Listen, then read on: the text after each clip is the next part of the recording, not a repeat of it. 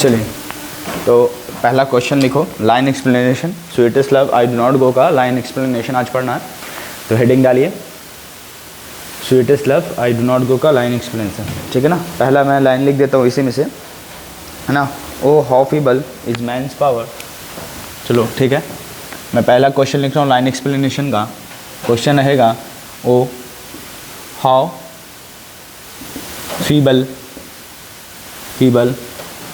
man's power, oh how feeble man's power if good fortune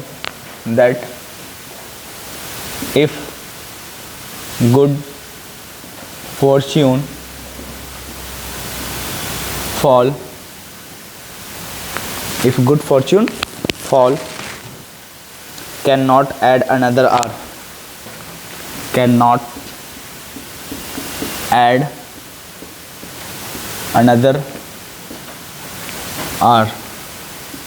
चलिए ये सब old English है। देखो HOUR ही ओल्ड मतलब मॉडर्न इंग्लिश में लिखते हैं, लेकिन आज ओल्ड इंग्लिश की ग्रामर में ऐसे लिखा हुआ, तो RE लिखा हुआ है। देखो ADD लिखते हैं, लेकिन ओल्ड इंग्लिश में और DDE लिख देते हैं, ठीक है ना। कैन नॉट तो ठीक लगा, आपने जाओगे, ठीक है ना। Can not add another hour, उसके लास्ट में एक और line, nor a lost hour recall, nor a lost hour recall.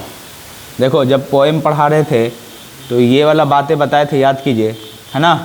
कि देखिए इसका मतलब क्या था, oh how feeble man's power that if good fortune fall. देखो ओह मतलब ये कहते हैं पोएम में कौन, sweetest love I do not go के जो पोएट है जिनका नाम है जॉन डन, ये कहते हैं देखो इंसान की शक्ति बहुत कमज़ोर होती है, that if good fortune fall, अगर उसकी ज़िंदगी में अच्छा वक्त आता है, can not add another our, वो अपनी ज़िंदगी में वो मोमेंट को बढ़ा नहीं सकता, जितनी किस्मत में लिखी होती है उतने ही वो मतलब झेलता है और जीता है उस मोमेंट को। Not a lost hour recall, और ना ही इतना उसके अंदर शक्ति होती है कि वो अपनी ज़िंदगी में खोए हुए वक्त को अपनी ज़िंदगी में ला सकता है।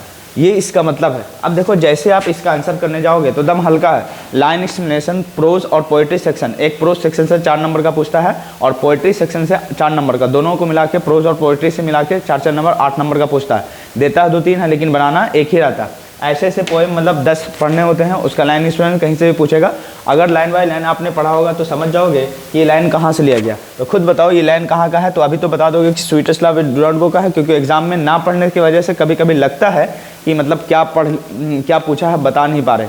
अगर जो बच्चा पढ़ा रहता है लाइन बाय लाइन पोएम को, प्रोज पोएट्री सब सेक्शन को, तो ऑटोमेटिक वो सिंपली आसानी से वो एक्सप्लेन कर देता है। देखो एक्सप्लेन करने का एकदम इजी वे है। कैसे, देखो कुछ नहीं करना है, आपको लिखना है। देखो एक से ज़्यादा लाइन है तो सबसे पहले लिखोगे दीज लाइन्स। क्या लगाओगे, दीज लाइन्स, इतनी बातें लिख लोगे क्योंकि एक से ज़्यादा इसलिए। उसके बाद प्लूरल हो गया तो क्या लगाओगे, have been taken from, these line have been taken from our rainbow. देखो हम लोग का जो किताब जो पढ़ना है रेनबो पार्ट 2 बुक पढ़ना है, ठीक है ना। Rainbow part 2 book. और बताइए, और देखो कुछ भी हो लाइन एक्सप्लेनेशन में ये लाइन हमेशा कॉमन लिखना कि these lines have been taken from our rainbow part 2 book, क्योंकि कहीं से भी लेगा रेनबो पार्ट 2 बुक से ही लेगा। समझ पा रहे कि नहीं पा रहे, चाहे प्रोज सेक्शन से ले या पोएट्री सेक्शन से ले। तो पहला ये स्टेटमेंट याद रखना है कि these line have been taken from our rainbow part 2 book. उसके बाद क्या लिखना है, फ्रॉम। अब देखो उसमें भी है 2 है सेक्शन, एक प्रोज सेक्शन है, दूसरा पोएट्री सेक्शन है। तो बताइए ये कौन सा सेक्शन है, पोएट्री सेक्शन का। तो फ्रॉम पोएट्री सेक्शन, बोलिए समझ में आ गया। मुझे उम्मीद है कि ये पहला लाइन याद भी आ गया होगा कि this line have been taken from our rainbow part 2 book from poetry section. आप खुद बताओ, पोएट्री सेक्शन में भी 11 चैप्टर्स हैं, तो क्या लिखोगे, द नेम ऑफ चैप्टर। क्या लिखोगे, द नेम ऑफ चैप्टर। उसके बाद क्या लगाओगे, is the name of chapter. Chapter का नाम बताइए क्या है, sweetest love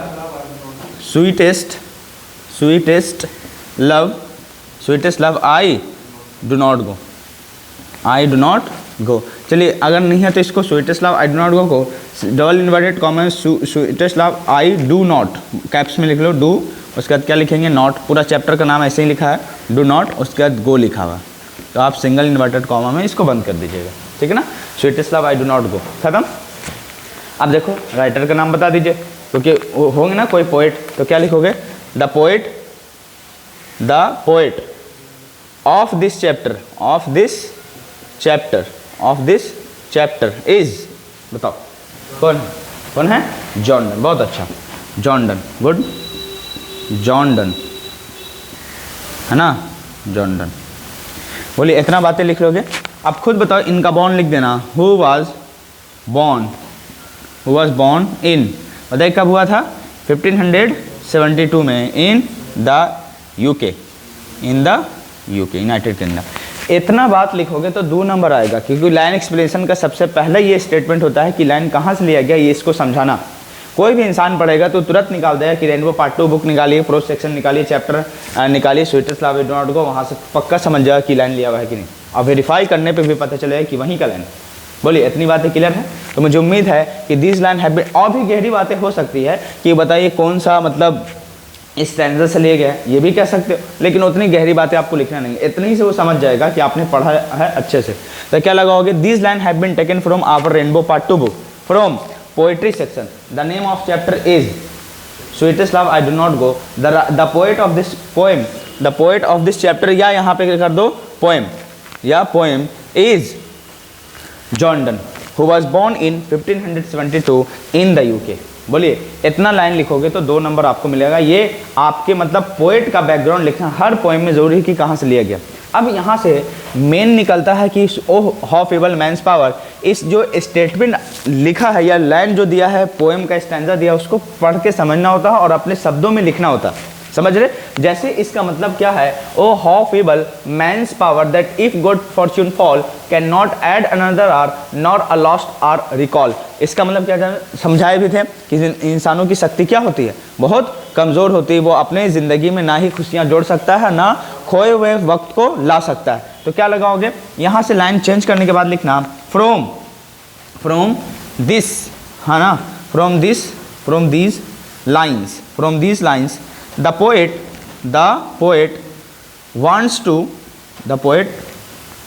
wants to say that, क्या कहना चाहता है, wants to say that, है ना, the power of man या man's power, क्या लिखोगे, man's, है ना, man's power is,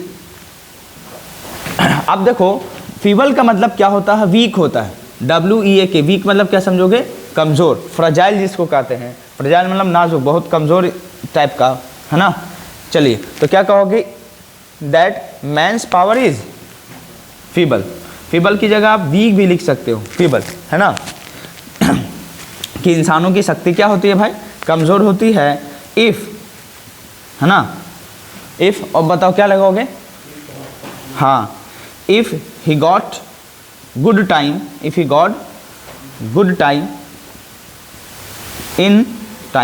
in his life, in his या हर लाइफ, चलो सी या ही लेकर चलो, ही लेके चलो, मेल पर्सन को लेके चलना है।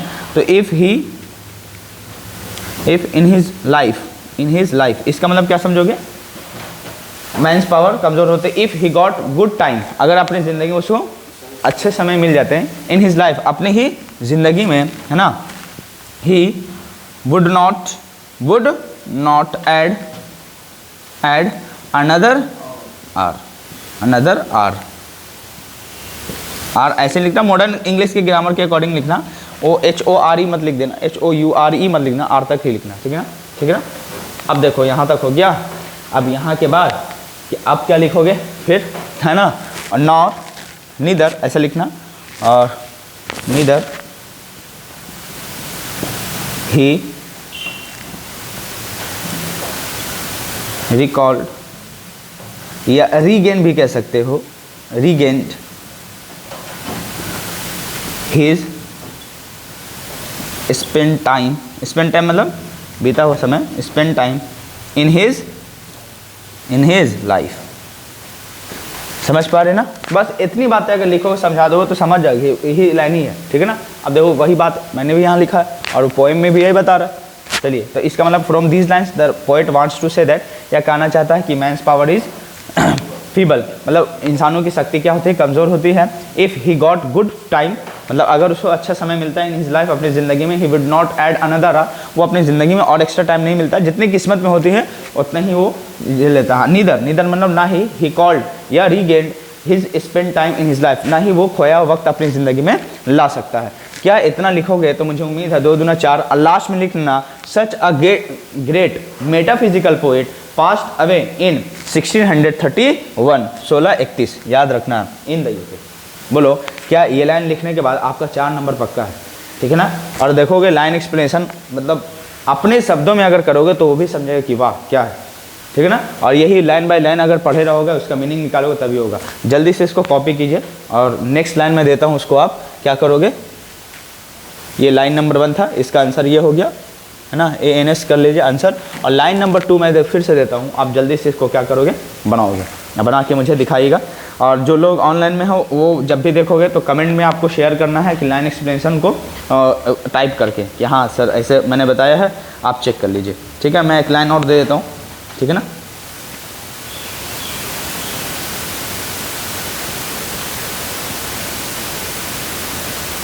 चलो लिख देता हूँ, he had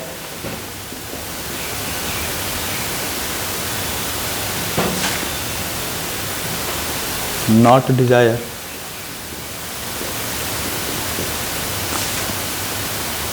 nor sense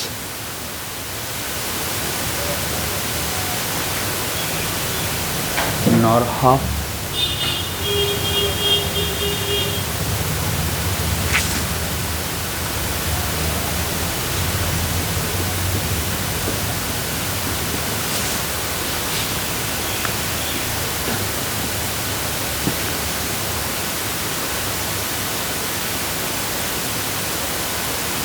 then fear not me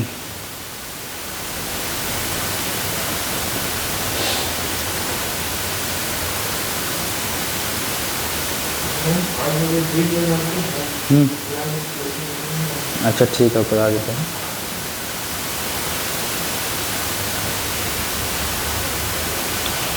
चलो इससे पहले ऐसे भी जोड़ लेना, एस्टर नाइट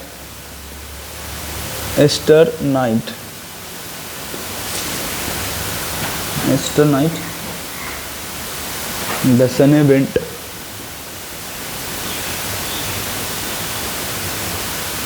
went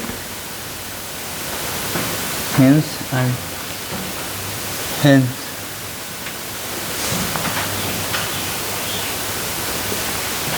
and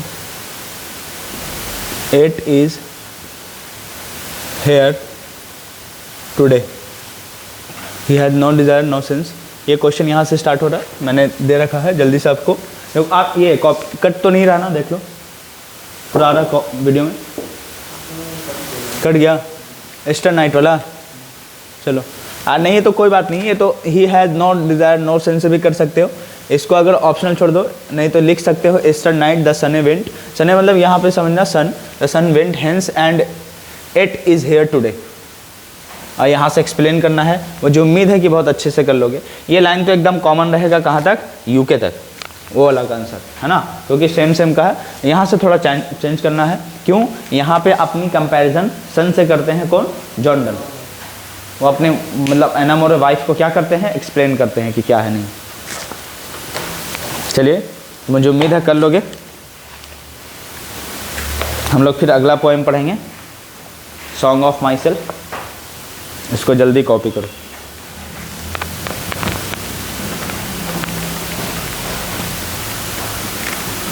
और ऑनलाइन देखना तो सबको शेयर कर देना, है ना। हाँ